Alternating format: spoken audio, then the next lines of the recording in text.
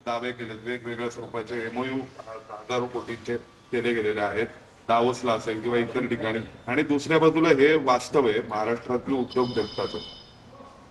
नाही, आता हे पहा, आपण असं म्हणू शकणार नाही का दावे केलेले आहेत. ते त्यांचं शासन म्हणून किंवा मुख्यमंत्री म्हणून त्यांचं काम करत असतील, ते करत असतात. नवीन गुंतवणूक यायला पाहिजे यासाठी प्रयत्न करणं मला वाटतं चुकीचं नाहीये. ते प्रयत्न करतायत, परंतु हा जो विषय आहे, हा विषयाकडे सुद्धा लक्ष दिलं पाहिजे असं माझं म्हणणं. एकच सेकंद. आता यालाच अनुसरून असं आहे, मुंबई असेल, पुणे असेल, नाशिक असेल, कंपन्या कुठे तिथे स्थापन होतात की जिथं पाणी आहे, वीज आहे, सगळ्या सुविधा उपलब्ध असतात.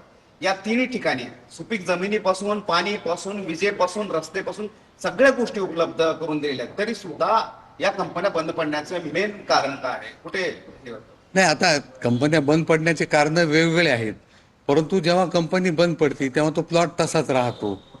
नवीन उद्योग यायला जमीन नाही असं शासन सांगतं, आणि मग नवीन जमीन यायला जागा नाही. त्यांचे काही करार असतात, ते करार संपेपर्यंत थांबावं लागतं. त्यांचे काही कर्ज असतात, ते कर्ज मिटल्याशिवाय प्लॉट रिकामे होत नाहीत, नवीन उद्योग येत नाहीत. आता त्या जागा, मला वाटतं की पुणे, मुंबई, नाशिक असेल, ह्या इथे जागा शिल्लक नाहीत, जागा उपलब्ध नाहीत. नवीन लोकांना यायचं आहे, परंतु जागा उपलब्ध नाही.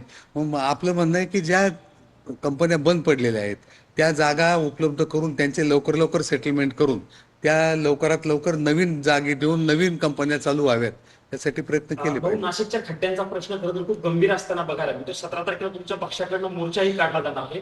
तुमची भूमिका काय आहे प्रशासनाच्या बद्दलची आणि खड्ड्याबद्दलची एकंदरीत? नाही, आता खड्डे महाराष्ट्राभर सध्या असणार. नाही,